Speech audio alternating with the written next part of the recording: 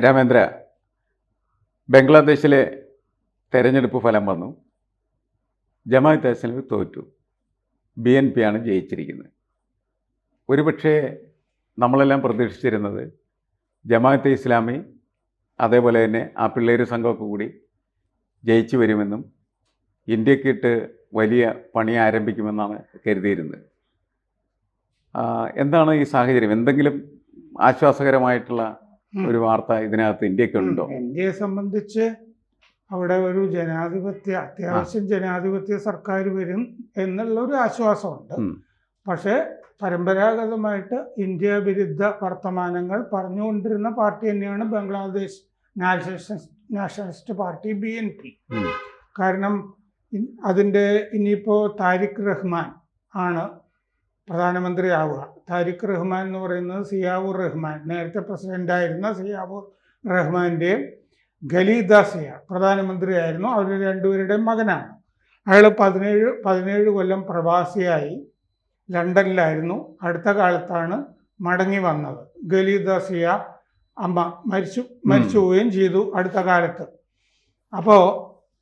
ഇപ്പോൾ ഖലീദ സിയ മരിച്ചു കഴിഞ്ഞപ്പോൾ നമ്മുടെ മറ്റേ വിദേശകാര്യമന്ത്രി അവിടെ ചെന്നിരുന്നു.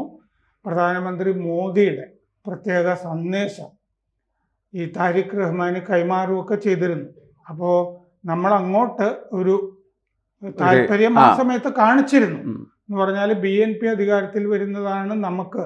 കാരണം അവാമി ലീഗിനെ ഇന്ത്യയുമായിട്ട് ചേർന്ന് നിൽക്കുന്നത് ഷെയ്ഖ് ഹസീനയുടെ അവാമി ലീഗാണ്.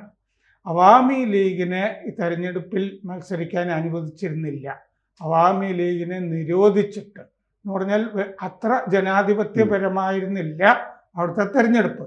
അവാമി ലീഗ് മത്സരിക്കാത്ത ഒരു തെരഞ്ഞെടുപ്പാണ് നടന്നത്. കഴിഞ്ഞ കൊല്ലം ആദ്യം നടന്നിരുന്ന ജനുവരിയിൽ നടന്ന തെരഞ്ഞെടുപ്പിൽ BNP മത്സരിച്ചിരുന്നില്ല. BNP ആ തെരഞ്ഞെടുപ്പ് ബോയ്ക്കോട്ട് ചെയ്തിരുന്നു. കാരണം ജയിക്കാൻ സാധ്യതയില്ല ഷെയ്ഖ് ഹസീന ഉള്ളിടത്തോളം എന്നുള്ള തോന്നലിൽ അവർ ബോയ്ക്കോട്ട് ചെയ്തിരുന്നു. അവർ ഇത്തവണ മത്സരിച്ചു. പിള്ളേർ അവിടെ ഈ കഴിഞ്ഞ കൊല്ലം ഓഗസ്റ്റിൽ പ്രക്ഷോഭം ഉണ്ടാക്കിയ പിള്ളേർ ഒരു പാർട്ടി ഉണ്ടാക്കിയിരുന്നു, നാഷണൽ സിറ്റിസൺ പാർട്ടി എന്ന് പറഞ്ഞിട്ട് NCP. അത് ജമാഅത്തെ ഇസ്ലാമിയുടെ കൂടെ സഖ്യത്തിൽ ചേർന്നാണ് മത്സരിച്ചത്. ജമാഅത്തെ ഇസ്ലാമിക്ക് സഖ്യത്തിൽ 12 പാർട്ടികൾ ഉണ്ടായിരുന്നു. ആകെ 12 പാർട്ടികൾ ചേർന്ന സഖ്യം.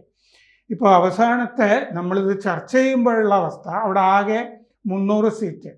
ഒരു സീറ്റിൽ സ്ഥാനാർത്ഥി മത്സരിച്ചിട്ട് തിരഞ്ഞെടുപ്പ് മാറ്റിവെച്ചു. 299 സീറ്റ്. അതിൽ BNP 212 സീറ്റ് നേടും എന്നുള്ള അവസ്ഥയാണ്. എന്ന് പറഞ്ഞാൽ നല്ല ഭൂരിപക്ഷമാണ്. ജമാഅത്തെ ഇസ്ലാമിക്ക് ഒരു 65 സീറ്റ്, വളരെ താഴെയാണ്. മറ്റുള്ളവരെല്ലാവരും കൂടി ഒരു 15 സീറ്റ് ഇങ്ങനെ ഉള്ള അവസ്ഥയിലാണ് നിൽക്കുന്നത്. അപ്പോൾ BNP നല്ല ഭൂരിപക്ഷത്തിലാണ് അവിടെ ജയിക്കുന്നത്. അപ്പോൾ മന്ത്രിസഭ ഉണ്ടാക്കും എന്ന് താരിഖ് റഹ്മാൻ പ്രഖ്യാപിച്ചു കഴിഞ്ഞു. ഇതിൽ 61% പേര് വോട്ട് ചെയ്തിരുന്നു അവിടെ മൊത്തം. അതും മോശമല്ല. കാരണം കഴിഞ്ഞ കൊല്ലം വോട്ട് ചെയ്തവർ 41% ആളുകളെ കഴിഞ്ഞ കൊല്ലം ജനുവരിയിൽ വോട്ട് ചെയ്തിരുന്നു. ബോയ്ക്കോട്ട് ഉണ്ടായിരുന്നുകൊണ്ട് അവർ വോട്ട് ചെയ്യില്ലല്ലോ. ബംഗ്ലാദേശ് നാഷണലിസ്റ്റ് പാർട്ടിക്കാർ കഴിഞ്ഞ തെരഞ്ഞെടുപ്പിൽ വോട്ട് ചെയ്തിട്ടില്ല. പക്ഷെ ഈ തെരഞ്ഞെടുപ്പിൽ അവാമി ലീഗ് വോട്ട് ചെയ്യേണ്ട കാര്യമില്ലല്ലോ. അവാമി ലീഗ് നിരോധിച്ച പാർട്ടിയല്ലേ, വോട്ട് ചെയ്തിട്ടുണ്ടാവില്ല. ബാക്കി അവർ മുഴുവനായിരിക്കില്ല. കാരണം എന്ന് വെച്ചാൽ അവർക്ക് അവരുടെ കടുത്ത ശത്രുക്കൾ എന്ന് പറയുന്നത് ജമാഅത്തെ ഇസ്ലാം. അപ്പൊ അവരെ തോൽപ്പിക്കാൻ വേണ്ടി തോൽക്കട്ടെ എന്ന് കരുതി കുറച്ചുപേര് വോട്ട് ചെയ്തിട്ടുണ്ടായിരിക്കാം. വോട്ട് ചെയ്തിട്ടുള്ളവരും ഒക്കെ കാണാം. അപ്പോൾ ഇത് ധാക്കയിൽ നിന്ന് 1971 ബംഗ്ലാദേശ് ഉണ്ടായതിന് ശേഷം ആദ്യമായി തലസ്ഥാനമായ ധാക്കയിൽ നിന്ന് ഒരു ഹിന്ദു ജയിച്ചു വന്നിട്ടുണ്ട്. ഗയേശ്വർ ചന്ദ്ര റോയ് എന്നാണ് അദ്ദേഹത്തിൻ്റെ പേര്. BNP സ്ഥാനാർത്ഥിയാണ്. അതുപോലെ ദീപൻ ദിവാൻ എന്ന് പറഞ്ഞൊരു ഹിന്ദു രംഗ്മണിയിൽ നിന്ന് ജയിച്ച് വന്നിട്ടുണ്ട്. അപ്പോൾ കുറച്ച് ഹിന്ദുക്കളൊക്കെ ഉണ്ടാവും. അല്ല, അതിൻ്റെ കാരണം എന്ന് വെച്ചാൽ ഈ ജമാഅത്തെ ഇസ്ലാമി വളരെ രൂക്ഷമായിട്ടുള്ള രീതിയിൽ ഹിന്ദുക്കളെ ആക്രമിക്കുന്ന സ്വഭാവത്തിലേക്ക് വന്നിട്ടുണ്ടായി. അതിൻ്റെ ഒരു അതിൻ്റെ ഒരു റിയാക്ഷൻ ആയിരിക്കാം ഇതെന്നാണ് എനിക്ക് തോന്നണത്. അതെ, ഇവർ കുറെ ഹിന്ദുക്കളെയൊക്കെ നിർത്തുകയും ഒക്കെ ചെയ്തിട്ടുണ്ട്. ഇതിൻ്റെ അകത്ത് ശ്രദ്ധിക്കേണ്ട ഒരു കാര്യം, ഈ BNP സർക്കാരിൽ 2001 ജമാഅത്തെ ഇസ്ലാമി അംഗമായിരുന്നു. അപ്പോൾ BNPയും ജമാഅത്തെ ഇസ്ലാമിയും തമ്മിൽ മുമ്പൊരു ബന്ധം ഉണ്ടായിട്ടുണ്ട്. 2001 ജമാഅത്തെ ഇസ്ലാമി BNP മന്ത്രിസഭയിൽ ചേരുകയും ജമാഅത്തെ ഇസ്ലാമിക്ക് 2 മന്ത്രിമാർ ഉണ്ടാവുകയും ചെയ്തിരുന്നു.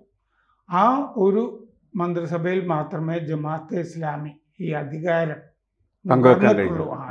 പങ്കുവച്ചിട്ടുള്ളൂ. അതിൻ്റെ ചരിത്രത്തിൽ, ബംഗ്ലാദേശിൻ്റെ ചരിത്രത്തിൽ. ഇതിൻ്റെ കൂടെ ഒരു ഹിതപരിശോധന, റഫറൻഡം കൂടി നടന്നിട്ടുണ്ട്. അതിനും വോട്ട് ചെയ്യണമായിരുന്നു, യെസ് ഓർ നോ എന്ന് പറയണമായിരുന്നു. യെസ് എന്ന് പറയുന്നവർ ഏതാണ്ട് 72% ഉണ്ടെന്നാണ് റിപ്പോർട്ടുകളിൽ കാണുന്നത്. റഫറൻഡം എന്ന് പറഞ്ഞാൽ ഭരണഘടന പരിഷ്കരിക്കുക, പ്രധാനമന്ത്രി ആകെ 10 വർഷം പ്രധാനമന്ത്രി ആകാവൂ, ഇങ്ങനെ ചില നിബന്ധനകൾ, ജുഡീഷ്യറിക്ക് സ്വാതന്ത്ര്യം, കൂടുതൽ സ്വാതന്ത്ര്യം തുടങ്ങി. അതുപോലെ ഒരു അതായത് ഒരു ഉപരിസഭ, പാർലമെന്റിന് 100 അംഗങ്ങളുള്ള ഒരു ഉപരിസഭ ഉണ്ടാവും. ഇങ്ങനെയുള്ള പരിഷ്കാരങ്ങൾ, 10-55 പരിഷ്കാരങ്ങൾ, ഭരണഘടനാ പരിഷ്കാരങ്ങളൊക്കെ വരുന്ന ഒരു ഹിതപരിശോധനയും കൂടി ഈ വോട്ടെടുപ്പിൻ്റെ കൂടെ നടന്നിട്ടുണ്ട്. അതിൽ 72% പേര് യെസ് എന്ന് പറഞ്ഞിട്ടുണ്ടെന്നാണ് റിപ്പോർട്ടുകൾ കാണുന്നത്. എന്ന് പറഞ്ഞാൽ ബൈ ക്യാമറൽ പാർലമെന്റ്, 2 സഭ ഉണ്ടാവുന്നതാണ് അവിടെ വരുന്നത്. ഒരു കാവൽ മന്ത്രിസഭ തൽക്കാലത്തേക്ക് ഉണ്ടാവുകയും ചെയ്യും. അതും വരും എന്ന് പറഞ്ഞാൽ പുതിയ മന്ത്രിസഭ വരാൻ വേണ്ടിയിട്ട്. 12.7 കോടി ആണ് അവിടുത്തെ ജനസംഖ്യ. അപ്പോൾ ഈ 2008 86% പേര് അവിടെ വോട്ട് ചെയ്തതായിട്ട്, അതാണ് ഏറ്റവും കൂടുതൽ രേഖപ്പെടുത്തിയിട്ടുള്ളത്. അപ്പോൾ 2 ബാലറ്റ് എണ്ണണമല്ലോ, മറ്റേ റഫറൻഡത്തിൻ്റെ വോട്ടിൻ്റെ. അതുകൊണ്ട് ഇന്ന് ഉച്ചയൊക്കെ ആകുമ്പോഴാണ് ശരിക്ക് അവസാന ചിത്രം വരുന്നത്. ഏതാണ്ട് എന്നാലും BNP 212, ജമാഅത്തെ ഇസ്ലാമി 65-70 സീറ്റ് ഏതാണ്ട്. അതാണ് അതിൻ്റെ ഒരു അവസ്ഥ ഇപ്പോൾ കാണുന്നത്. അപ്പോൾ മറ്റേ 2018 2024 അവാമി ലീഗ് വന്നപ്പോൾ അത് ബൂത്ത് പിടിച്ചിട്ടാണ്, വോട്ടിലെ ക്രമക്കേട് കൊണ്ടാണ് എന്നൊക്കെ ആരോപണങ്ങൾ ഉണ്ടായിരുന്നു. ഈ ഷഫീഖുർ റഹ്മാൻ, ജമാഅത്തെ ഇസ്ലാമിയുടെ നേതാവ് ഡോക്ടർ ഷഫീഖുർ റഹ്മാൻ പരാജയം സമ്മതിച്ചിട്ടുണ്ട്. ജനങ്ങൾ ഞങ്ങളുടെ എല്ലാം തിരഞ്ഞെടുത്തത് എന്ന് പറഞ്ഞിട്ടുണ്ട്. അപ്പോൾ ഈ ജൂലൈയിലാണ് അവിടെ ഈ നാഷണൽ ചാർട്ടർ എന്ന് പറഞ്ഞിട്ട്, ദേശീയ അവകാശ രേഖ എന്ന് പറഞ്ഞാൽ ഈ യൂനിസ് ഒരു ഭരണഘടനാ പരിഷ്കരണ സമിതിയെ വെച്ചിട്ട് ഉണ്ടാക്കിയിരുന്നത്. ആ നാഷണൽ ചാർട്ടറാണ് അവിടെ ഹിതപരിശോധനയ്ക്ക് വിധേയമാക്കിയത്. അപ്പോൾ അതിൽ പകുതിയും, ഈ 80 പരിഷ്കാരങ്ങളിൽ പകുതിയും ഭരണഘടനാ പരിഷ്കാരങ്ങളാണ്. ഓഗസ്റ്റ് 24 നടന്നതായിട്ട് പറയുന്ന വിപ്ലവം ഉണ്ടല്ലോ, ഷെയ്ഖ് ഹസീനയെ നീക്കുന്ന വിപ്ലവം, അതിന് അംഗീകാരം തേടുന്ന ഹിതപരിശോധനയാണ് അത്. അപ്പോൾ ഇനി ഭരണഘടനാ പരിഷ്കാര സമിതി വരും. ആ ഭരണഘടനാ പരിഷ്കാര സമിതി 180 ദിവസം കൊണ്ട് ഭരണഘടനാ പരിഷ്കാരങ്ങൾ നടപ്പാക്കണം എന്നാണ് ഹിതപരിശോധനയിൽ പറഞ്ഞിരിക്കുന്നത്. കാലുമാറ്റം നിരോധിക്കുന്നത് അതിൻ്റെ ഭാഗമാണ്. ജുഡീഷ്യൽ അപ്പോയിൻമെൻറ്റ്സ് കമ്മീഷൻ എന്ന് പറഞ്ഞിട്ട് ജഡ്ജിമാരെയൊക്കെ നിയമിക്കാനായിട്ട് ഒരു കമ്മീഷൻ, ഒരു കൊളോസിയം പോലെ ഒരു അവിടെ കമ്മീഷൻ വരുന്നുണ്ട്. അപ്പോൾ ഭരണകക്ഷി ഇനി ഈ ഭരണഘടനാ പരിഷ്കാരങ്ങൾ ഇനി അവിടെ നടത്താൻ പാടില്ല, ഇതായിരിക്കണം അവസാനത്തെ പരിഷ്കാരം എന്നൊക്കെയാണ് ഹിതപരിശോധനയിൽ പറയുന്നത്. അതുപോലെ വനിതാ പ്രാതിനിധ്യം കൂടും, പ്രസിഡന്റിന് കൂടുതൽ അധികാരങ്ങൾ ഉണ്ടാകും, പ്രസിഡന്റ് വെറുതെ പാവയായിരിക്കില്ല. അപ്പോൾ വോട്ടടിസ്ഥാനത്തിലാണ് കാര്യങ്ങളൊക്കെ ആളുകളെ തിരഞ്ഞെടുക്കുന്നത് എന്നും പറഞ്ഞിട്ടുണ്ട്.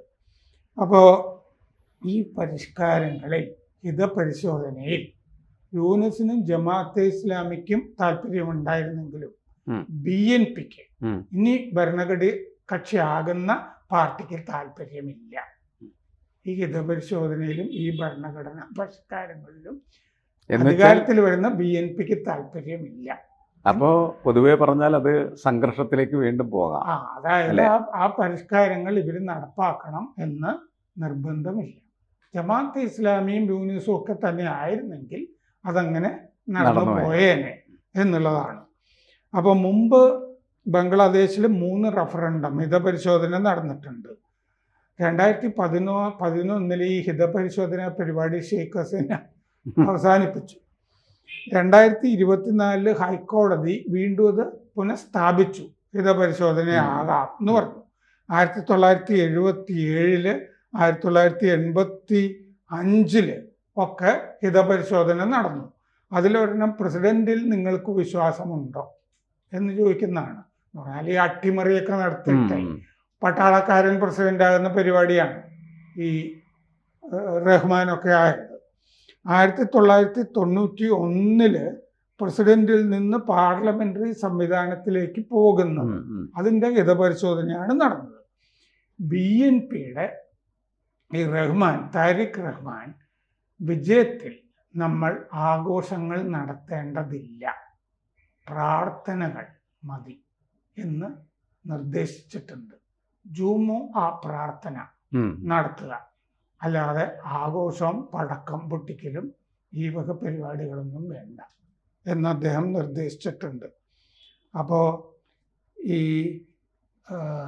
ഖലീദ ഈ താരിഖ് റഹ്മാനെതിരെ ഷെയ്ഖ് ഹസീന ഒരുപാട് ഈ കൊലക്കേസും ഒക്കെ എടുത്ത് അയാൾക്കെതിരെ വധശിക്ഷയിലേക്കൊക്കെ പോകുന്ന ഒരു നില വന്നപ്പോഴാണ് അയാൾ 2008 ബംഗ്ലാദേശിൽ നിന്ന് പലായനം ചെയ്തത് ലണ്ടനിലേക്ക്. എന്നിട്ട് അവിടെ നിന്നാണ് ഈ ആളുകളെ ഓപ്പറേഷനുകളൊക്കെ ചെയ്തുകൊണ്ടിരുന്നത്. അപ്പോൾ ഈ ഇന്ത്യക്ക് ജമാഅത്തെ ഇസ്ലാമി വന്നില്ല എന്നുള്ള കാര്യത്തിൽ ആശ്വസിക്കും. അല്ല, അത് ആശ്വാസകരം തന്നെയാണ്. മാത്രമല്ല കുറച്ചും കൂടി ജനാധിപത്യ സ്വഭാവം പുലർത്തുന്നതും പഴയതുമായ ഒരു സംവിധാനം വരുന്നതെന്നുള്ളത് വീണ്ടും നമുക്ക് അവരുമായിട്ട് അല്ലാത്തതിൻ്റെ വരില്ല. അപ്പോൾ അതുകൊണ്ടൊരു നയതന്ത്ര ബന്ധം പുനഃസ്ഥാപിക്കാനായിട്ടുള്ള സാധ്യത അവിടെ കിടക്കുന്നുണ്ടെന്ന് എനിക്ക് തോന്നുന്നു. അതുപോലെ ഹിന്ദുക്കൾക്കെതിരായ ആക്രമണം അവസാനിപ്പിക്കാൻ ഒരു സർക്കാർ വന്നാൽ അതിൻ്റെ ഹിന്ദുക്കൾ പലരും തിരഞ്ഞെടുക്കപ്പെട്ടിട്ടുണ്ടല്ലോ. അപ്പോൾ കുറച്ചുകൂടി അവർക്ക് ഇത് കൂടുതൽ പാർലമെന്റിൽ വലിയ ഭൂരിപക്ഷമാണ്. കൂടുതൽ വാർത്തകളും വിശേഷങ്ങളും നിങ്ങളിലേക്ക് എത്താൻ ABC മലയാളം സബ്സ്ക്രൈബ് ചെയ്യുക, ബെൽ ബട്ടണും അമർത്തുക.